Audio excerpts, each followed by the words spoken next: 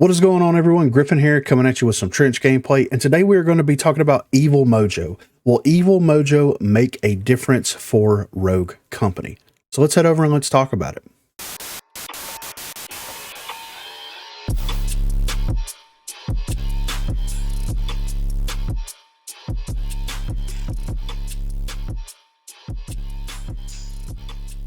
So this is something that I said in Monday's video. If you want to know more about Evil Mojo, and specifically Evil Mojo and how they work with Paladins and how Paladins kind of went through as many ebbs and flows as it did, be sure to go check out Cyberbolt. Cyberbolt to me is one of the best YouTube content creators when it comes down to information specifically around high res. There's a video that was released 4 months ago, the real reason why Paladins will fail, that is absolutely incredible. Also, why I'm quitting Paladins after 5 years is a complete and interesting source of information, and it continues to go back.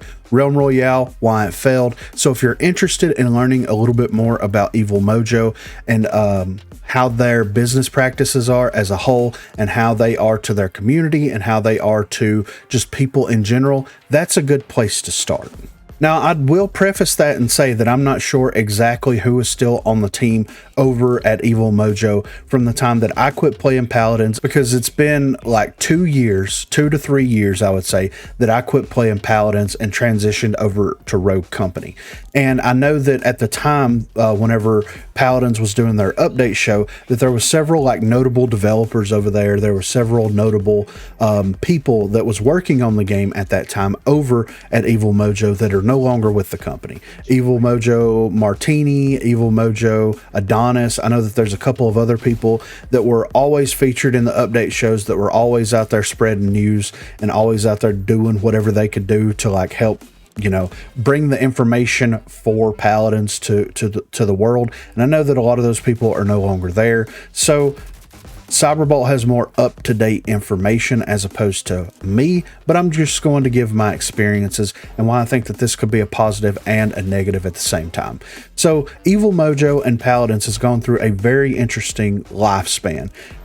For Paladins specifically, it went from something more akin to Payload, which is kind of like their version of what Overwatch was doing on these grand scale maps, to simplifying it down to more of an arena type shooter with an objective where, you capture the payload, you push the payload to the enemy team's side, and they condensed everything down. Instead of it being something that was huge and open and very large and different spaces to have engagements and fight, they condensed everything down and made it a little bit more accessible to players that are more familiar with how Overwatch and also previous games within the genre actually functioned.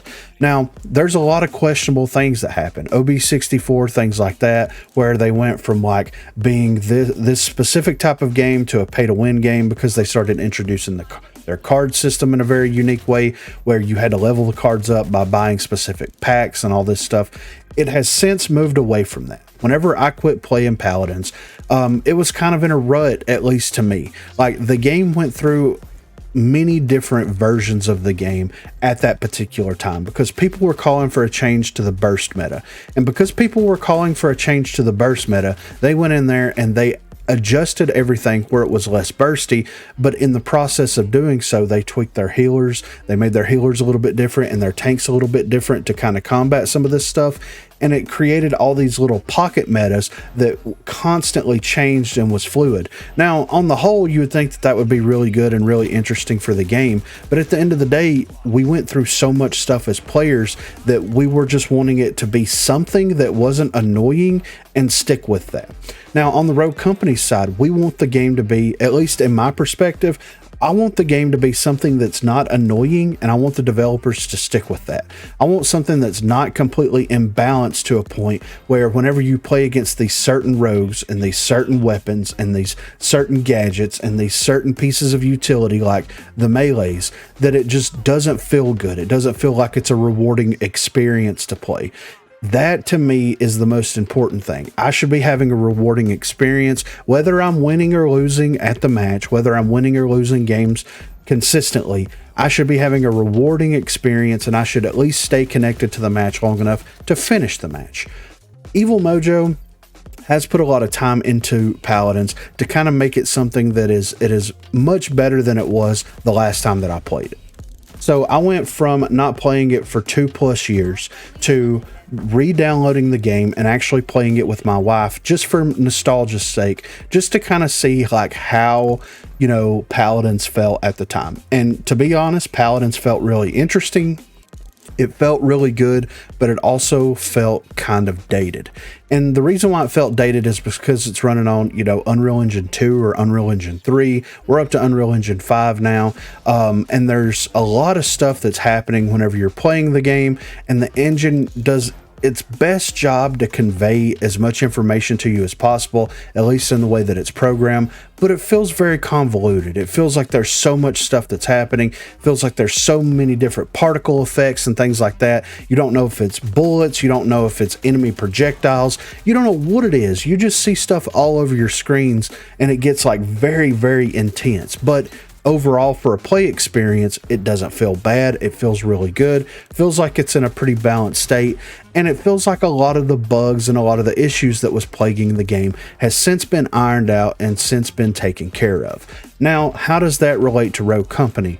Okay, if Evil Mojo was able to get in there and take this just lump of clay mess that they had whenever I was playing Paladins, and they were able to get people in there that was able to form something out of it that wasn't a buggy mess, that you could consistently stay connected to the matches on, and that gave you the experience that you were looking for, right? It doesn't have to be the greatest experience by any stretch of the imagination. At the core minimum, it should be the experience that you are looking for, and that's what they delivered on the last time that I played the game. And I think that, in my opinion, if they take some of that knowledge, that know-how, and that determination, and apply those same ideas, same ethics to Rogue Company, I think Rogue Company, as far as like bugs and server issues and inconsistencies and things like that, will be in a much better spot overall. I do think certain things about Rogue Company will change because of this shakeup here. I think that, and I don't know this for certain, this is just me talking, this isn't the developers, I don't have any information that nobody else has because everybody's keeping tight-lipped right now. I do think that they will transition back to a 3-month battle pass schedule. I think they will get rid of the event passes, at least for right now. They will transition back because it's easier to, if they transition after this next event pass, it's going to be 6 weeks. It's the beginning of July is when it's going to come out. So beginning of July, it comes out. 6 weeks from then is going to be the middle of August. Yeah, the middle of August. If they put a 3-month battle pass, that gets them all the way up until December the 1st. That's why I think it's less focus, less attention that they would have to put into building cosmetics, because you have to imagine they already have some of these cosmetic things in the pipeline. All they need to do realistically is pull from like 2 of these event passes, get rid of the chuffa, keep the best stuff in, put the other stuff on the back burner for now, release the next battle pass, and it's going to run for 3 months and they don't have to deal with it. That means the team can focus on other things like trying to hash out bugs, trying to balance the game and make the game more fun, trying to figure out what's going on with server issues, things such as that. So that's the first thing that I think will happen. Second of all, I think that there will be, and I don't know if it will be officially announced, I don't know any information, but Radar, aka Tony Jones, is going to be over Evil Mojo, and you have to imagine that they are going to have a power structure where it very much flows up to a common point, which would be Radar. So I think that each little group will have their own lead designer or lead developer or whatever you want to call it, that's going to be over like a handful of people that are very specifically designing stuff for that specific game, and then everybody under that level will be kind of shared across all 3 of the different games. So I think that we'll have a new lead designer or a lead developer that will be made available, or at least appointed to Rogue Company, and they will be in charge of balancing the game, you know, adjusting anything that need to be adjusted and making tweaks to the game and things like that. I think the days of restructuring the game and reworking the weapons and all that stuff is far gone right now. And I think that that was a good effort on Jared's part. I think that he had the right thing in mind whenever he set out to do that. I think his heart was in the right place. I just don't think he had the backing that he needed in order to make these changes happen. That's personal opinion. Don't know that for certain. Haven't talked to the guy recently, but that's where, you know, that's where my gut is telling me. So at the end of the day, I think that there will be someone appointed. I think that they will be in charge of balance. I think that they will try to get everything in a somewhat balanced state, and I think that they will leave everything alone after that. That is the easiest and quickest direction that they could push the game, in my opinion. They go in there, they nerf a couple of the problem weapons, they increase prices or change prices or do whatever they need to do to some of the other things like the melee weapons or, you know, whatever in that regard, and that just exists as it is. And then if little minute, you know, nuanced details need to be changed, then those will be trickled out from update to update. But if they get the balance of the game to where it needs to be, which is something that I've been saying for a while, if they get the balance where it needs to be, if they get the servers where they need to be, and if they get the matchmaking at least in a better state than it currently is, and put all of and fix bugs and inconsistencies and issues, of course. If they can do that within these next 6 months, then they may be setting themselves up to where the game feels better, it runs better, more people are interested in it, more people are playing it, maybe more buzz, more players coming into the game, and that may put them in a position to where they can start developing all these crazy things for the game moving forward. I don't know what their plan is, but at least that's what I think their plan is, or at least that's what I think the plan should be. And I know that, like, should be, you know, from my perspective, well, why don't you want them to do more? And it's like, let's be realistic for a second here, guys. You can't expect someone that has a team of, I don't know how many people that's associated with it to come in and be like, all right, we're redesigning everything, when we literally just had that. We're going through the same motions that we had before, where they would bring in a lead designer, they would go in there and rebalance the game the way that they wanted it balanced. Look at Pretty Hair's influence on the game on the respawn game modes. That's absolutely abysmal. That's why the game felt so bad for so long. We get his influence on the game and the way that he thinks that the game should be balanced around the things that he likes about the game. And then he moves on to other things. Then we have half of a year of just stagnation where nothing happens, no real balance, anything like that. It's just kind of stagnant for about 6 months. Then we get a new person in there, and then they're going to take over. They're going to make all these changes. They're gone halfway through the year. And then we're going to be stagnant again. And then maybe the next year we'll get another person, and it's going to be a continuous cycle. If they get everything where it needs to be just right out of the gate and quit dicking around over there, we'll be in a better spot. We'll be able to move forward with the things that they need to move forward, which is incorporating new characters, incorporating new maps, incorporating new weapons, and incorporating new gadgets, perks, things like that. But be sure to let me know what you think in the comments down below. Do you think Evil Mojo as a whole is going to be able to help Rogue Company out? Or do you think that they are just going to basically let the game be as it is? When they said in that article that Evil Mojo will be maintaining Rogue Company and Realm Royale, that doesn't mean that they're not going to balance the game. That doesn't mean they're not going to be adding anything to the game or changing the game. Whenever you maintenance something, you take care of it in every single way. That doesn't mean they're going to keep it running and keep the servers running. That means that they're going to assume complete control of that property, and because of that, that means that we may get more balance changes. We may get more characters. We may get this. I mean, they're already teasing the next character while all this stuff is happening right now. So that should be at least some small sign of good faith. Be sure to let me know what you think in the comments down below. Be sure to check that description for links to Facebook, Discord, and Twitter. Those are the places to contact me. If you haven't already, please be sure to like and subscribe to the channel. If you've already subscribed to the channel, then consider hitting that join button to become one of the 256 crew members.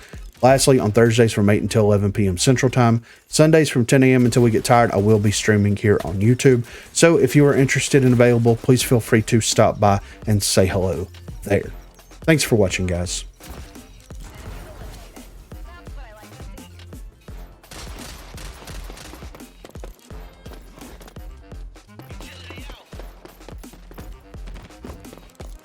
Up top! Oh! Somebody's in the building. Yep. Look out! Oh, good. I got armor. Heard. Yeah, you're like, I can tank it.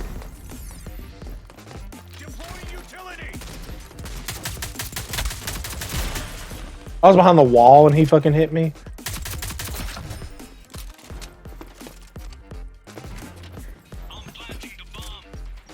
On the door. There's a gift. Don't let them disarm it.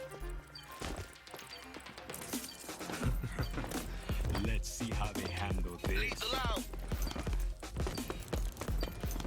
He's running. Went up top. In the house. They're gonna hate us because we're in, dude. Nice work, team. There's a bitch you bought. Oh, I can't. There's no celebration in this brutal. We were like 2 to 5 there. Jesus, man. That was way too hard. It was. Oh my. Well, we're constantly getting preached at that we're going to hell. Yeah. Your headies will send you straight to hell. Straight headshots.